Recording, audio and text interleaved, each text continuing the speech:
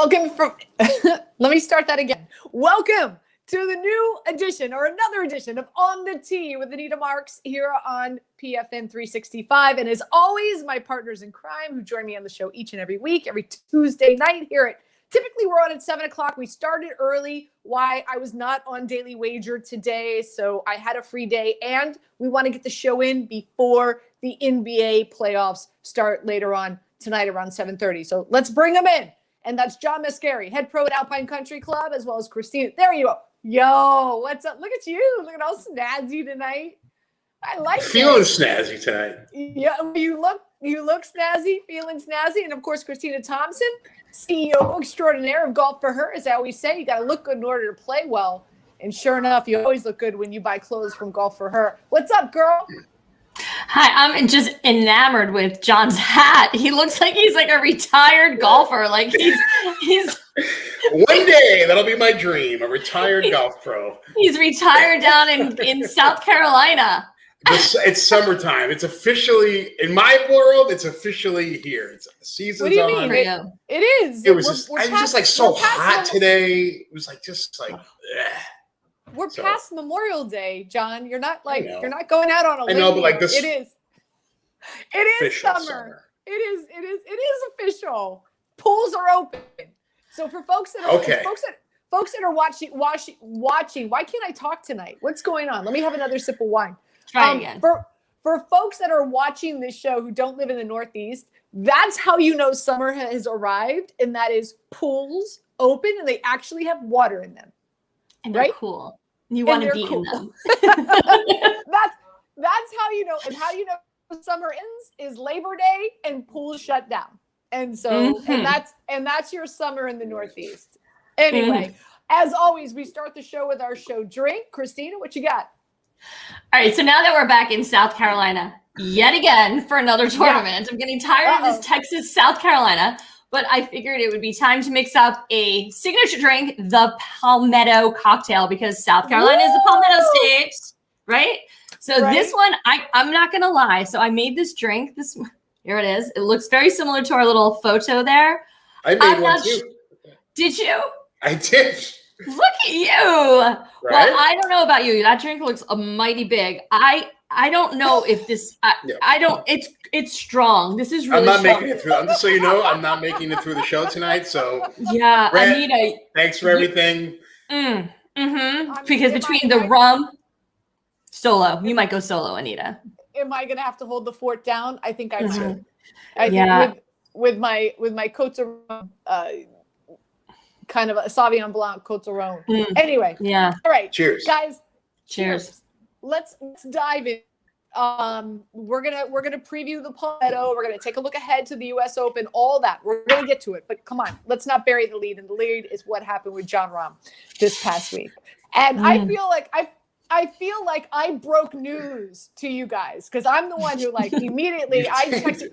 Well, okay, but let me give credit where credit's due. I got a text message from Christine, who runs Rivervale Country Club, and her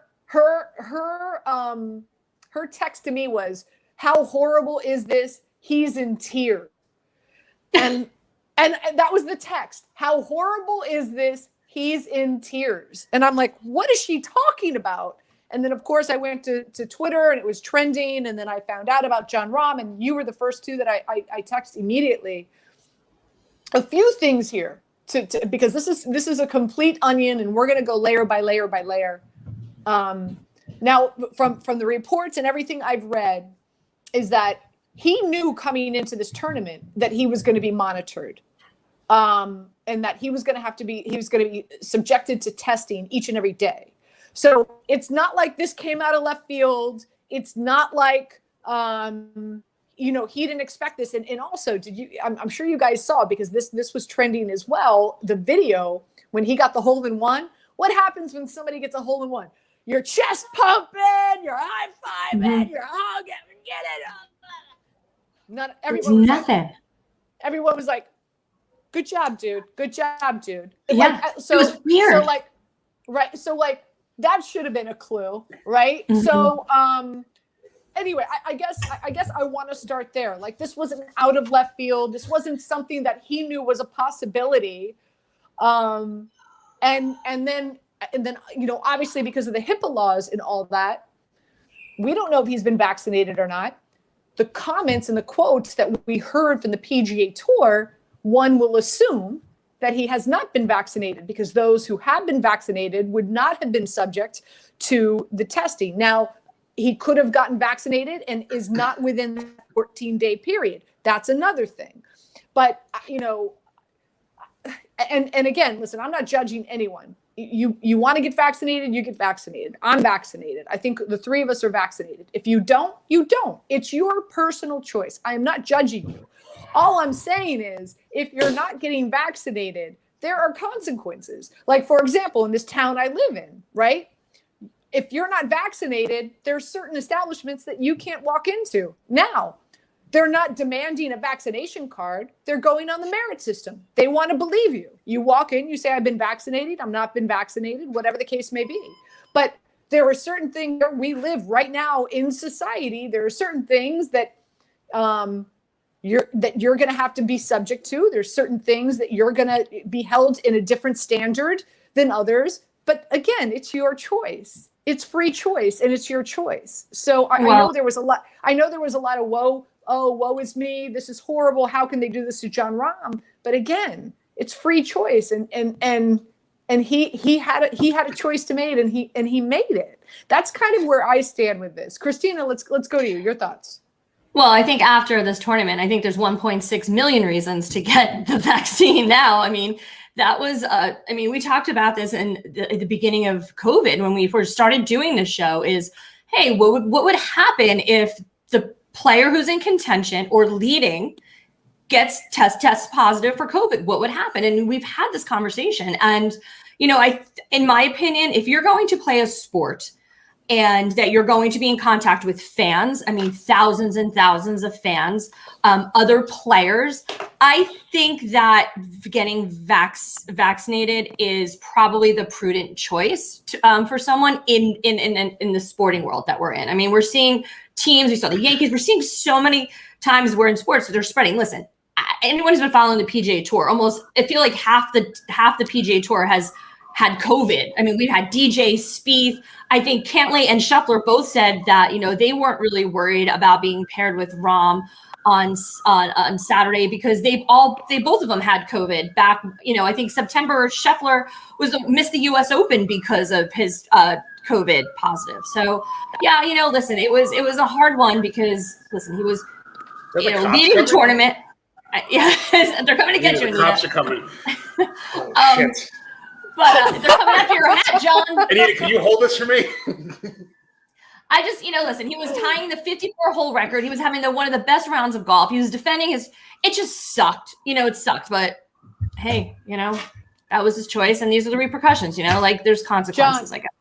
Yeah. John, what are your initial thoughts? I'm with you on that, Christina. It's a game of, you're playing a game of chance, really, where if you're in contention and you haven't, there's a chance you could get COVID. There's a chance anyone who's not vaccinated can get COVID. And boy, you think, correct me if I'm wrong, I think he has gotten one first shot. So he's in between 1 and 2. Correct. Which is kind of unfortunate. I would think that with all that was on the line, not only for this event, but for the entire season, right, and the travel and the interaction with so many different people in so many different parts of the world, that the minute that you were eligible for a vaccine that you would get it just for your own health, the health of your new family, the health of your wife. But again, I don't want to turn this into a political or a vaccine or pro-vaccine or anti-vaccine part of the show, but I think he's obviously was very upset, but I think he handled it with a lot of class as well. I think I have a question though for you too, and I know this is a conversation that kind of happened, and it's talking about the PGA Tour and their protocol. Listen, it's their protocol. I know they're following CDC guidelines, and I think they also they've implemented their own protocols since the very beginning, so they haven't wavered from that. We know Rahm on that day, he, like you said earlier, Anita, he knew he had been in contact, so they automatically took these contact tracing protocols, whatever they call them, into play. So he wasn't engaging with other players on the practice rounds. He wasn't using the same facility. So, he was already, flowing through that protocol. But what I've heard some people saying is like, well, if he had the vaccine, then he wouldn't have been tested, and then possibly he could have been playing and won the tournament being positive for COVID because he wouldn't have gone through all that additional daily testing. So I just thought that was an interesting conversation that I heard someone saying is like, well, if he had just had the vaccine, he wouldn't have had to get daily testing and he would be $1.6 million richer. Yeah, he had to be fully vaccinated. So anyone on the tour who's fully vaccinated, so that means, I guess, if you get the J&J shot after a certain time, or if you get one of the other Pfizer or Moderna, it's after 2 weeks after your second dose. And he wouldn't have had to be tested. So, you kind of read between the lines. The first thing I thought was they came out and said, anyone who's fully vaccinated did not have to be tested.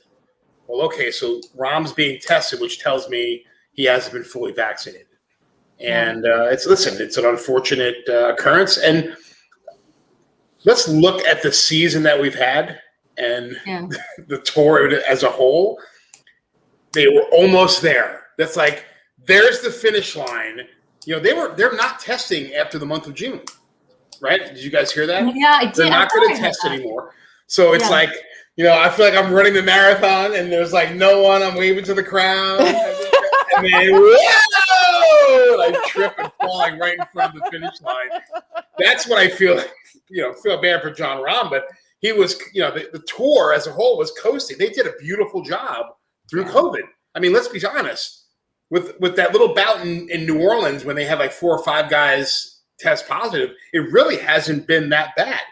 Yeah. They've been really good. The bubbles work great. The contact tracing has been great for the tour, but they were just holding their breath. Please don't let it happen to a leader. Please don't let it happen in a major.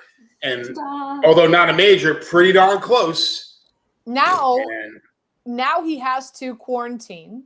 Okay, now, I mean, and we're going to get into the U.S. Open odds momentarily, but, now he has to quarantine. So, and you know this better than us, John, and that is, golfers are creatures of habit. I'm sure that there's a routine in place, especially when you're getting ready to play in a major, right? And so now he's quarantined, so that routine is going to be thrown off.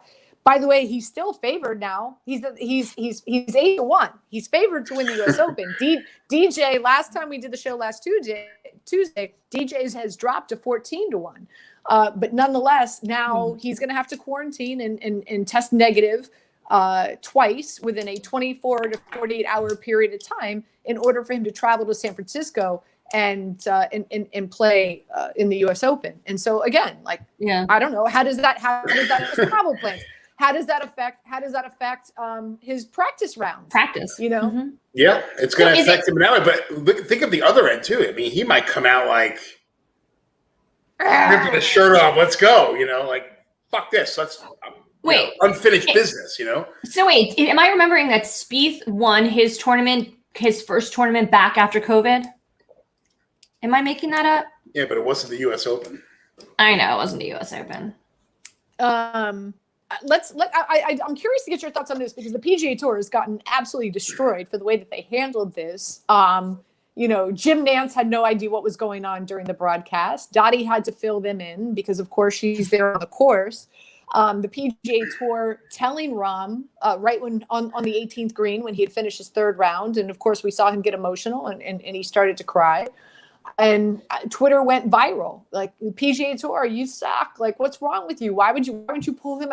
And I had Larry, who's the head pro at Murfield. I had him on the Sunday show after what happened on Saturday, and I asked him, and he said, Anita, the timeline in regard to what when they got the test results, like one test result came back negative at like 4:06, the other one came back negative at like 6:05.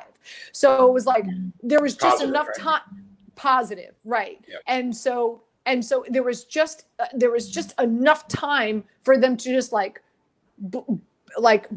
barricade him from not touching the gallery, right? not touching the gallery, not handshaking anyone, not going in to sign the scorecard. And so, there's a lot of talk and criticism in regard to how the PGA Tour handled it. But like in a whim, like in a minute, they were terrified of him spreading it to more people. And so, I mean, is it just? Is it fair? How much criticism the tour has gotten, John? What are you? No, I don't think so. I'm with you on that, and we spoke about it as well. Where there's no precedent. Like, what do you expect them to do? Like, this guy they find out exactly when he's infected. He tests positive. He's coming off the green. Like, to your point, shaking hands, giving out autographs, giving stuff to people, talking up close to other fans or to other players. You got to stop it right when you have an opportunity to. And what would happen? Think of it the other way. If they kind of just, hey, you know what? We'll tell you when you come and sign your scorecard. And God forbid he then pass that on to 10 other people, whether it's fans, whether it's other players. Mm-hmm. Now it's out. Now this is how stuff happens, where it could lead to a really, really bad outbreak, number one, but frankly also a really bad PR nightmare if that had happened. So I think it was a tough decision to make. I think they knew that it was going to get some heat for it, but they acted with integrity, I would think, for the benefit of the majority of people. I know it wasn't good for John to be put in that situation right when he puts his putter back in his bag and goes to sign the scorecard, but I think they acted. I know Nick Faldo was a little bit tough on the tour. They wanted maybe just to give him a mask and walk him inside, which, looking back on it, probably I think might have been the best way to do it. Hey, John, put this mask on. I have to talk to you for a little bit. Yeah. I think he would have obviously put two and two together when they said that. But you can't criticize them for how they handled it. I'd rather, you'd rather them being more cautious than less cautious. Well, they had, in their defense, they have been cautious. They have these protocols. They've kept them separate. They kept the players away. They were doing what they were supposed to. Everyone was following their protocols, right? So this is the first time we had a player leading the tournament by 6 strokes test positive as he's putting in on 18. I mean, what would have happened if the results came in when he was on, making the turn? Would they have gone up to him? And maybe if they knew then and then let him continue playing through 18, there was more of an argument to say, oh, maybe they should have jumped in. But they found out pretty much while he was on the green. So short of running on the green and throwing a hazmat suit on the guy, I mean, I think they did what they could do, and I just think everybody in hindsight, right? Everybody has the answers after the fact. So all right, so that's where the John Rahm situation stands. Also, before we move on, because I do want to talk about Cantlay winning, and we were all wrong. We all had Morikawa going into Sunday. So did Larry, who was on the Sunday show with us. But it's fine. Listen, I mean, but we all said it, right? It was kind of like shrug, right? Cantlay was the most consistent coming into Sunday. Morikawa, and the only concern is you were worried about Morikawa putting, and then you were worried about Sunday Cantlay. Okay, which is the 2 worst evils, and who are you going to take? I mean, we all 4 of us took Morikawa. Yeah, I think if I remember, Anita, it was even their odds were exactly the same. Yes, yeah, right? It was flip a coin. Plus 125, and I said, and I'm going to throw some change on Scotty Scheffler, who was 8-1, who was just 3 shots back, and every now and then I was on a boat. I was out in the Hudson on Sunday. So, but every now, me and my bougie friends. Thanks for the invite. I don't know, Christina, did you get a phone call? I didn't get a phone call. No. Let me check my phone. Her phone must have died. Oh, that's right. You took 1,000 Instagram pictures.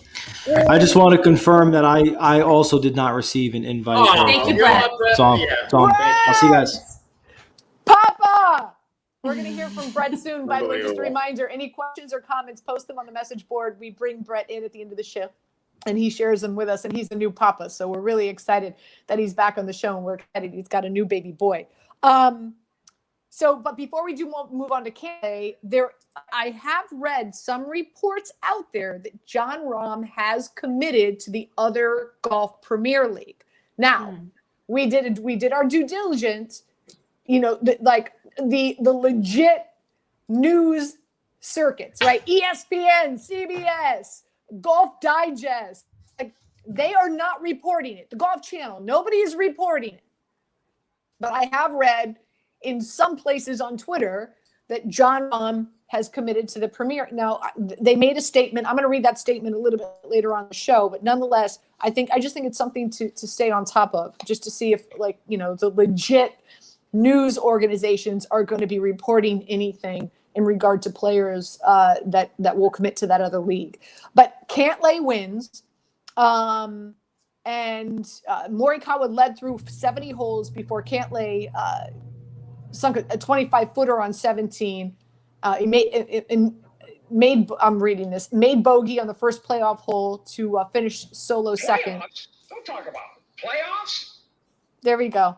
But here's the thing, and not to take anything away from Cantlay or Morikawa, but it's kind of like, is it really a win? You're right. It's a win. It's a win. Is it really a win? Yeah, you think Cantlay's like going to the? You think he's going to the bank with like the check, like, could you deposit this $1.674 million? Rahm had it towards the back of it. I feel bad depositing it, but like, do we know? Do we know how much money Rahm was paid? He got like a little stipend. Yeah, he got like something. Yeah. It's like nothing really. So did he get paid? Because I was surprised. I didn't know that. I was looking to see that. He got a stipend. Yeah, like they paid for his hotel, like they paid for like dinner at Waffle House or something, and that's probably it. Brett, if you could do us a favor, if you could GTS, Google that shit, research that, see if you come up with anything. I'm curious, you know, missing out on the 1.67 million. What did he walk away with? I'm curious if you can find it. Thank you. FedEx Cup standings, as always, after each and every tournament, we share them with you. Cantlay for winning. He went from 10 to 1, baby. Wow, that's crazy. A little over 1,900 points.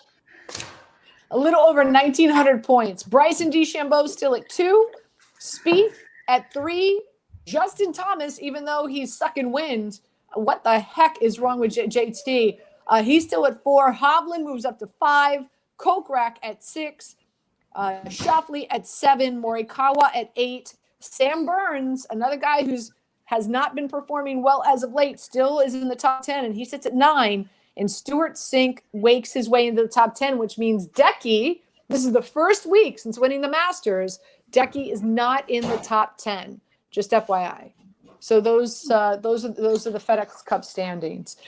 Taking a look at the U.S. Open odds, as I know we're 2 weeks away, we still have the Palmetto, and we're going to dive into that in just a second. But just to share the odds with you as we have the last few weeks, Jon Rahm is now favored 8-1. Again, guys, I don't think I'm as great as he played, right? I'm hesitant to put money on him because he's had to quarantine for the past 2 weeks. And so his routine is going to be off. John, again, you know routine better than us, especially getting ready for a tournament. Are you putting money on Rahm? Yeah, I am. And I know Brett's in there. One of the most challenging things in life as far as a routine is having a child. And you were really hard on Rahm because he had a kid and his whole life is different change. And here he goes and shoots 3 of the best rounds at the Memorial you'll ever see. So I'm saying he's going to be able to handle the challenge because he is a father. And Brett and I can speak to that, where I think he's going to come out with a little he's going to be pissing vinegar a little bit. So I think he's going to be a little mad and wants to show the world that he's playing the best golf of the year and he's one of the top players in the world. And this is going to be the biggest stage. And fuck you, PGA Tour. I'm going to win the goddamn U.S. Open. I agree. I mean, I don't think he's going to win it, but I think he's going to have a very strong showing. But I'm always betting on Rahm at any major because I just want the dude to finally win a major. And I think this would be such a great story to like be test for positive for COVID, come back the Tuesday of U.S. Open week, and then go out there and win the U.S. Open. I like it just for the storyline. So I'd be betting Rahm for like my heart. But if I really am thinking about it, I'm not sure he's going to raise that trophy. But He's got this little thing right here. It's called a chip on his shoulder. He does. He's a fiery little right. guy. Is that what that is? Is that what that is, Jonathan? It's like a little chip. Here it is. Is that what chip on my shoulder. Bryson DeChambeau 12-1, Rory 12-1, as well as JT. I'm not touching JT or DJ. Anyone who has initials as their names. With Can I hop in for 1 sec? Because I got your answer on John Rahm and how much money he walked away with. Okay, here we go. $75,000. Oh no! $75,000. Not to be confused with the $1.64 million he would have won. This withdrawal cost him nearly $1 million. So yeah. Wah, wah. Well, that's all I got on that. Feel bad for the guy. Well, I don't. Dang. I'm cold. I'm sorry. You had the chance. You could have done it. That's a vaccine that cost him $1 million. Right. That is the most expensive vaccine shot. That ever. free vaccine went from free to $1 million overnight. Oh my gosh! I don't know if he. Do you think he slept? I'm just curious if he's actually slept. Hey, John. I know you were leading, but here's a check for $75,000 for your troubles. Well, I mean, look at this. Look what just jumped in my lap. Oh, hi, kitty. Hi. Good. Does she like you? Yes, of course she likes me. What's that to like about me? Does she like you? She loves me, yes. It's a very loving cat. This cat plays fetch, believe it or not. I've never seen this with a cat. Like, we throw a ball, it Rose gets it, and it drops it at our feet. It's amazing. That's fun. Yeah, it's fun. Does it go outside? Can you take it outside? No, it's an indoor cat. Does it go to the dog park? It's an indoor cat. It's a cat. It's an indoor fucking cat. I just need this. It has fucking papers. I told you that trick was going to go to your head. Sorry. Back to our U.S. Open odds. Brooks Koepka 14-1, Schauffele 14-1, as well as Spieth, Morikawa 22 with Hovland, Cantlay, even though he won this tournament, if you want to believe that or not, 25-1. Willie Z, newly engaged, 33-1.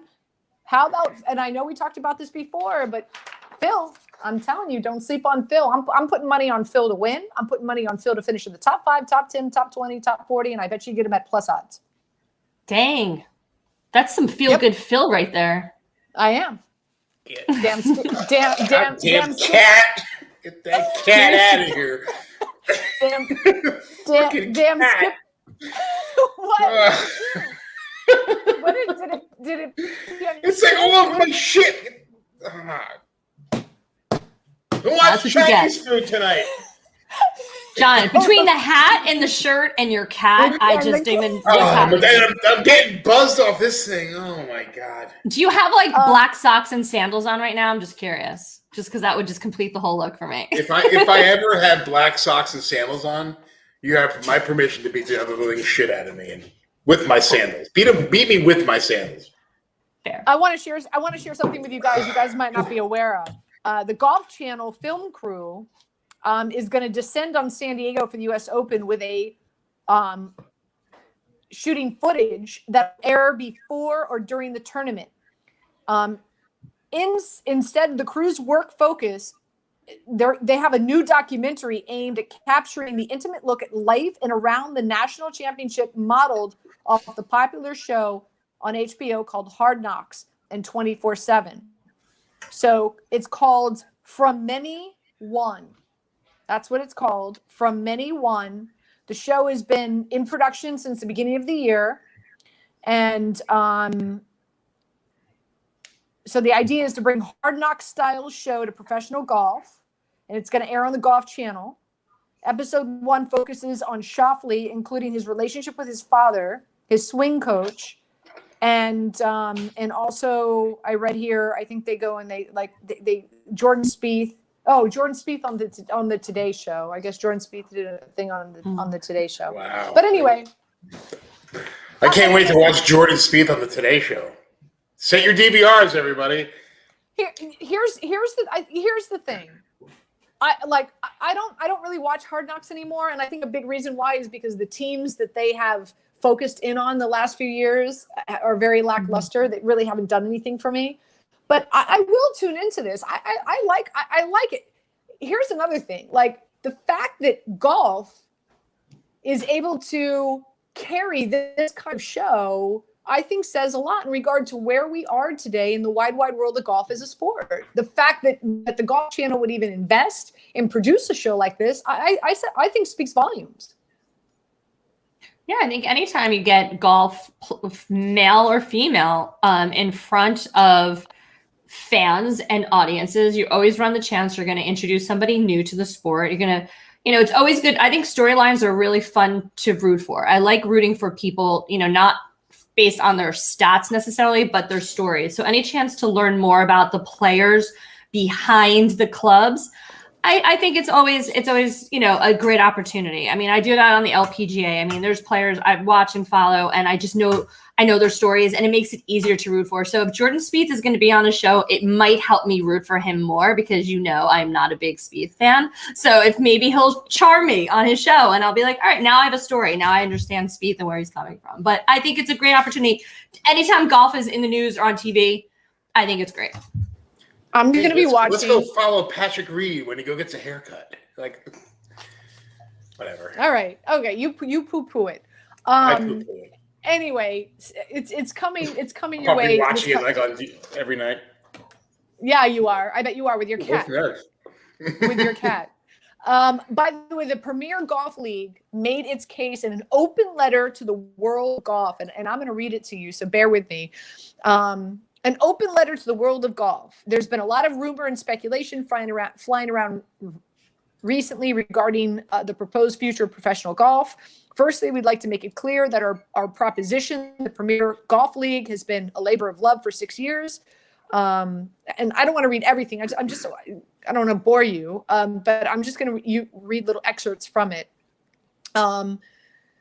We haven't entered into this lightly. In the golf media sales and buying, broadcasting, sports production, golf tournament operations. In other words, we have the expertise and the financial and operational ability to deliver. We're also totally separate from SGL, which you were talking about, Christina, earlier in the show. We're doing this because we believe professional golf can and should be better for the fans, players, and golfers in the wider community. Our objective is to get more people watching and playing the game we love for decades to come. Blah, blah, blah, blah, blah. I'm just going to, so it's also about truly engaging with fans with whom there would be no sponsors, broadcasters, or purses. The fans who will pick the 51 wildcard season to play our 13th team. If you like the sound of this or would like to just know more, please look at our website, premiergolfleague.com. We'd love to hear your opinion, and we hope that you'll be as excited as we are about the launch of the Premier Golf League. See you on the first tee, the PGL team. And again, this is just excerpts. You can go and you can read it in its entirety. John, Christina, and full transparency here, I don't know the difference between these two, the Premier League and the SGL. John, if you can elaborate, like what's the difference? What are the issues here? Do you think either of these will launch? No, I don't. Go ahead, Christine. I'm sorry. No, I was going to just, because I know you're going to answer this question, but the Premier League, isn't that a UK-based company? And then the Super Golf League is the Saudi money? I think there's Yes, that's I one think difference, right? the Super Golf League is the one that's financed by the Saudi money. You're correct on that. Yeah. I don't think either of them are going to get any traction. I mean, I shouldn't say traction. I don't think they're going to get to a point where they're going to be a competitor to the PGA Tour.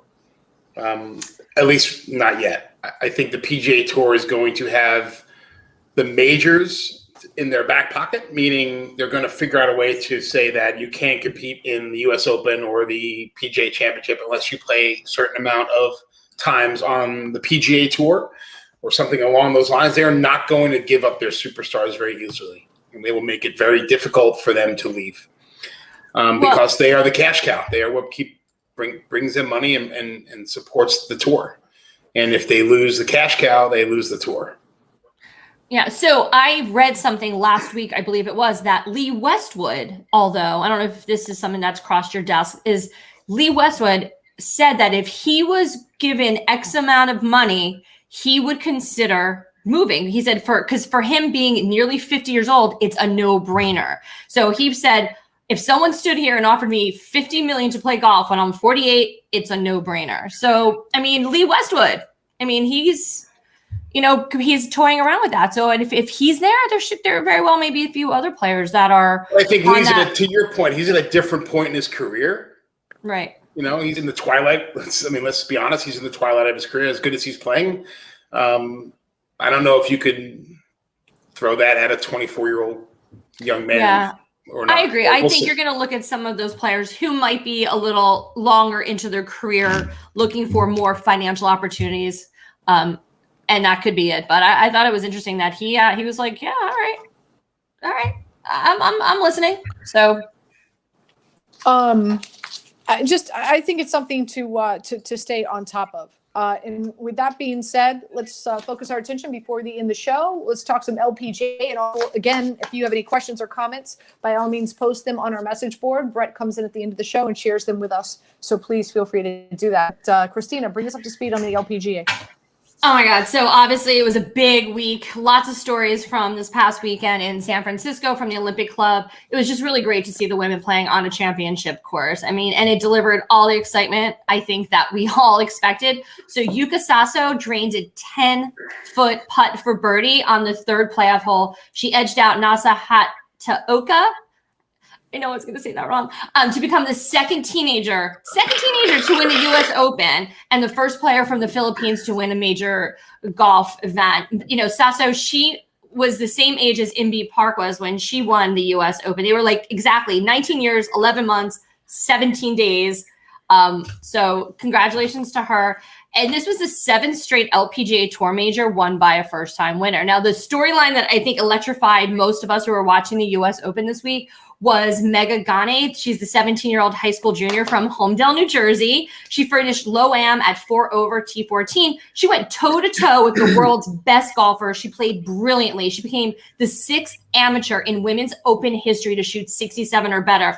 And, watching her, if you've watched the Open at all, she reminded us, at least she reminded me, that golf should be fun. She smiled from tee to green. I mean, she soaked up the experience. I mean, she was, engaging with the fans. I mean, she would make like a clutch putt and then pull like one of those Hulk Hogan, I can't do his thing, but she would like rally and get everyone's like listening and getting everyone cheering up for her.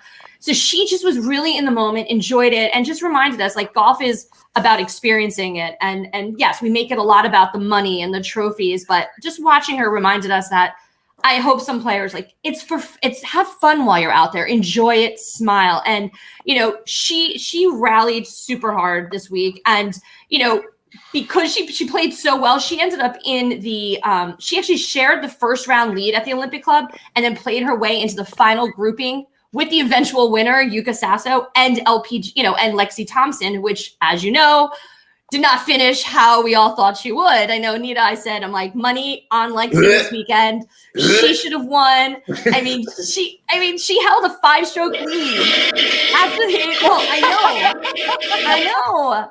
She just unraveled, and I even thought to myself, I'm like, I don't know, would I rather be Rom or Lexi on Monday morning, right? Like, I don't know which one of those scenarios are worse. Rom.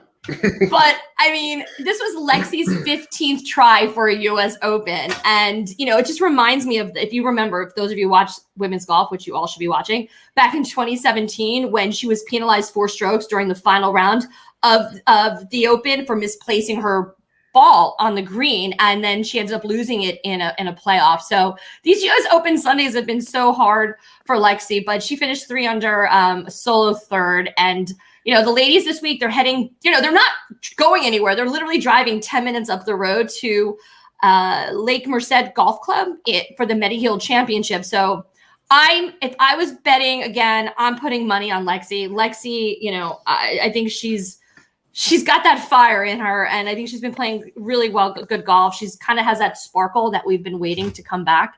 And I think she's a grinder, and she doesn't really let these setbacks hold her back. So I think she's going to come back, and I like her to win this week at the Medihill Championship. So, all right, that's my LPGA update. I love it. And last but not least, we've got the Palmetto. Now, granted, this tournament typically takes place not on American soil, but because of COVID-19, it is. Some of the metrics that I've researched here, if you want to do your own research in regard to guys that you want to play, strokes gained on approach, greens in regulation, driving accuracy, sand shots, and strokes gained around the greens. Also, you want to get some of the hottest players coming in. So with that being said, some of the guys that I like, I love Keith Mitchell. And I don't know, Brett, if you were able to pull up, if you were able to put together my DFS picks. If not, that's okay. But I love Keith Mitchell coming in. I love Ian Poulter. Of course, I'm going to throw some money on Brooks Koepka. Michael Fitzpatrick, another player. I like Hatton a lot. Varner. And of course, I'm going to go with my Higo, because wherever he go, I go. That's right. I'm getting the T-shirt made. So here you go. Here are my DFS lineups. And just this is pretty much a number of the players that I'm going to be playing around with in my DFS lineups heading into this week. John, let's go with you. Who do you like heading into this tournament on Thursday? My DFS lineup, I think, has one person that you mentioned, which is odd, and that's Matt Fitzpatrick. He's playing fantastic. Obviously he missed the cut, but that's not like him. He's been playing great this year. Alex Noren, Lucas Glover, who I think I have him in the top 5 this week as well.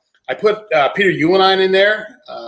Listen, this is not the strongest field, but going around, he's been playing on the Korn Ferry Tour and on the PGA Tour, kind of splitting time, and he's been doing quite well. And I rounded it out with John Pock. I don't know if you see him in the middle there. John Pock is making his first professional start of his career. He's from Scotch Plains, New Jersey. Let's go. Stop. I like it. Listen, he has had an unbelievable career in college, 8 wins. He was a low amateur at the 2020 U.S. Open. So he's got the game. He's got the stones to be out there, and he belongs out there. So, this is the kind of event where, it's kind of a weak field. So someone who's in the mix, middle, unheard of guy might sneak in and do well. So let's go, John. The Garden State is behind you. I love our amateurs. I love these new guys coming out, these new girls and guys coming out from Jersey. Jersey develops a lot of good golfers. So I like that. My picks, ready? Brace yourself. Yes. All right. So you've been crushing it all season long. Of course. I know. I've been a little weak though. So I do believe Brooks is going to play really well. I do think he's going to win well, but you know how I feel about picking players like this before the major championship. So I'm not picking Brooks to win this because I think he has a good shot at the US Open. I don't want him to jinx that. So I'm going with Ian Poulter. I think Ian Poulter, he's highly motivated. Remember, the last time you did this, Rory won. Don't be giving those want-wants. I'm not doing anything.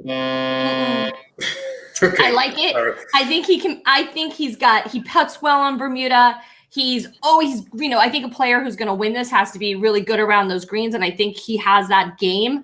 He's gained an impressive, 3.9 strokes on approach and 6.3 strokes on tee to green at Colonial. So I think he has all of these things coming together. I think Pultz is going to be on top this week. And my sleeper pick is Luke List.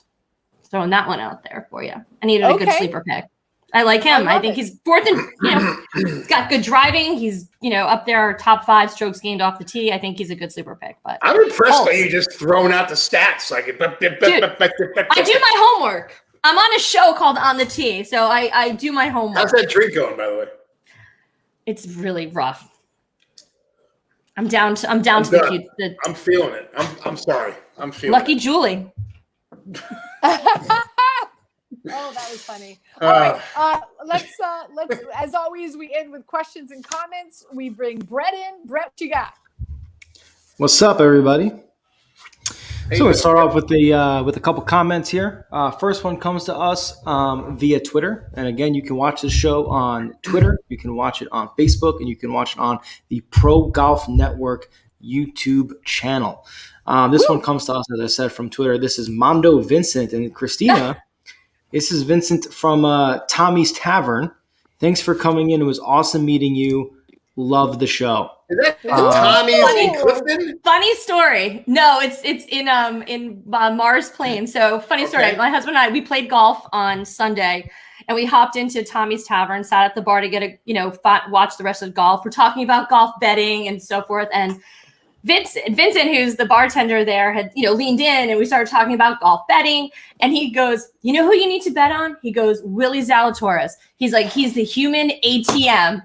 I almost slid off the chair onto the floor, and I was like, "Where did you hear that before?" He goes, "Oh, I'm a big ESPN fan and fan of Anita Marks." And I'm like, "Well, I have a story for you." And so, yes, Anita, you have penetrated the brains of people around who listen to you and now are calling Willie Z the human ATM. But yeah, Vincent's super cool guy. He used to be. He used to be. He used to be.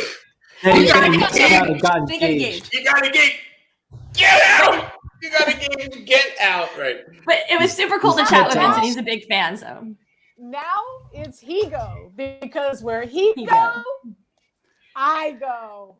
Hey, Christina, let me ask you a question. How good does it feel to sit at a bar again? I was being bellied up to a bar might be one of the most fantastic feelings. It felt so good. I was like, so good. Hey, John Rahm, how's it feel to be at a bar? Oh, you can't go so far. Yes. So Tommy's Tavern, Vincent, slide into my DMs, man. Maybe we do an on the tee show from Tommy's Tavern, and we all get. I would love to. There. Oh, the 19th hole cocktail. Vincent runs a series. He works for a company that runs golf clinics for juniors. So I think he's a super cool guy, and I'd love to talk to him more about some of the programs he's working on. So on the tee, people helping people. That's what we do around here. All right, our next comment comes to us from Facebook, because you can watch the show on multiple platforms.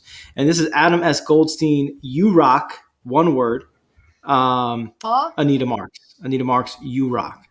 Thank you. So that is for you there. Now we get into our first question. Also comes to us from Facebook. Some guy, Mark Thompson. Not sure if there's any relation to Christina Thompson. Maybe the husband she's always complaining about off the air. Sounds like a really cool guy. This is about Lexi.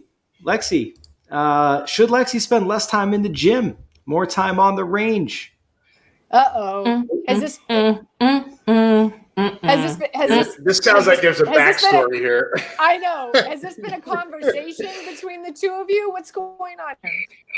No, I think those that are, again, follow women's golf know that Lexi, and following Lexi on social media, she spends a lot of time in the gym, and I think that's awesome, and I think that's where she should go. She's strong, she's fit, she's only 26 years old, she's doing everything she should do as an elite athlete. So I think she spends just the right amount of time in the gym. And listen, this girl, she's on the range all the time. I think her, she struggled. She hit the ball well. She just misjudged the wind on a few shots. So yes, it was her tournament. She lost it. She should have won. She had the lead on the 11th hole. She did. I know. And listen, golf is weird, right? We all been there. Golf is weird. I mean, but she is an elite, and she should have closed it. And yeah, so she's doing just the right balance. Always be closing, I know. But yeah, she left a putt. She left a putt short. You don't leave those putts short. So yeah, she needs to spend some time on her putting. That's been a rough spot for her lately. Okay.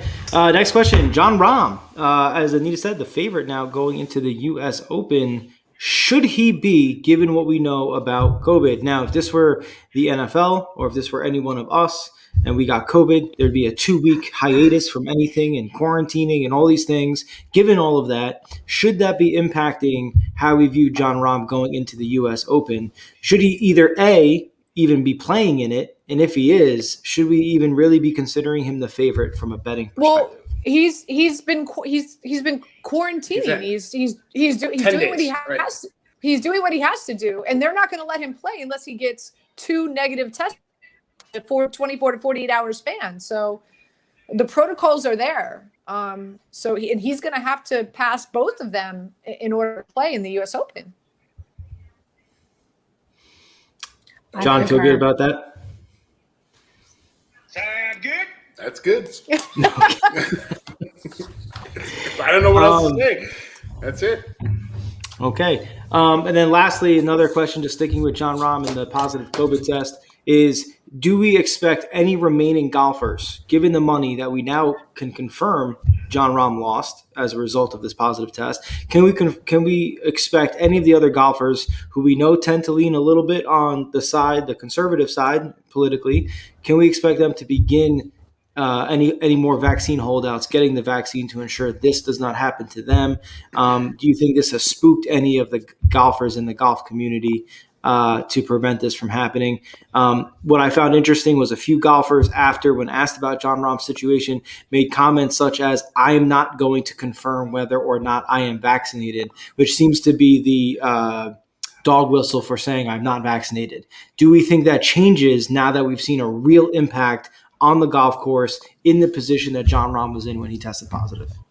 Considering that he lost out on $1 million because he didn't get vaccinated and he was subject to these tests, for me, I mean, but here's the thing. So let me finish my sentence. For me, hell to the yes. But I'm somebody who's already been vaccinated, so I don't have an issue. Again, to each their own.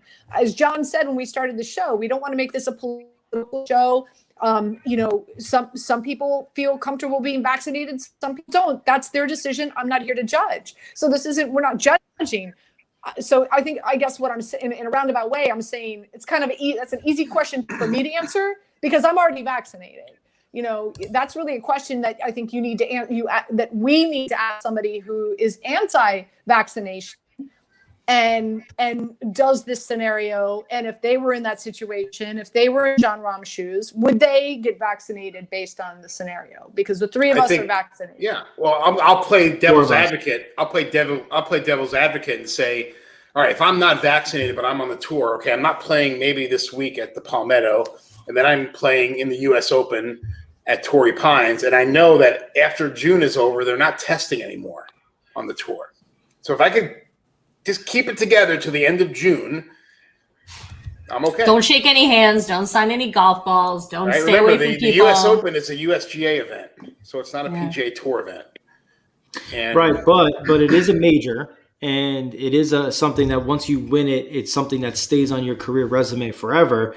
Is that too risky for some guys to try to get to June where they're not going to be testing anymore? Apparently not. Wait, when in June? We are in June. The end of June. End of June. So July 1st, there's no more testing on the tour.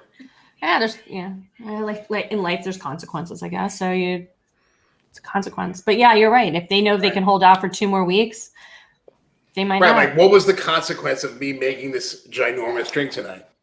We all got shit-faced on the show again. Slurring my words, right. And you killing your cat. And yes. Well, that is going to do it for me in my return to On the Tee. Welcome back, Big Daddy. I know. Congratulations. Don't go anywhere really quick. We just want to let everyone know next week, another major. So big show here for us On the Tee. And it's going to be all penises, no women. Not even faces. Not even just penises. Just nothing, but it's going to be a dick show. It's going to be all penis. So Christina, where are you going again? You and Mark, where are you guys going again? I'm actually heading to Hilton Head. I'm going to be playing Harbor Town on Tuesday afternoon, so that's why I will not be on the show next Tuesday. Christina is going to Hilton Head. I have not seen my family for over a year because of the pandemic. I'm heading down there. I'm going to see my beautiful and lovely mother. A nephew who I haven't met yet, who's going to be turning 1 year old on Saturday, and I'm excited because I'll be there for his first birthday. My brother, my sister-in-law, my entire family. So I'm going to be down in Florida for a good week. So I'm not going to be here. When John was off the show because he was off playing golf in some Whistling Straits place. That was a dig. It was a little. Come on. No shit. Anyway. It's our turn. Anyway. David Behrman from ESPN, who oversees all the gambling content on ESPN, filled in for John, and he did a phenomenal job. So we invited him back. So John and David are. Some would say he did a better job than me. John. I know. Some would say. I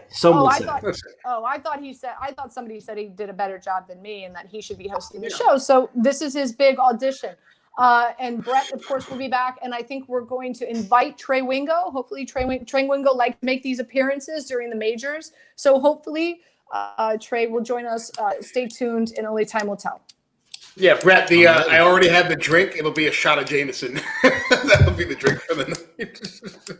Easy. I have that. I'll provide you with a drink. It's gonna be the guy show. It's gonna be the man show. It's gonna be. I get Christina's, like, when Christina sends me the ingredients and the recipes and the picture for the 19th hole. I'm like, I have no chance at making this because I don't have 7 hours to commit to a cocktail.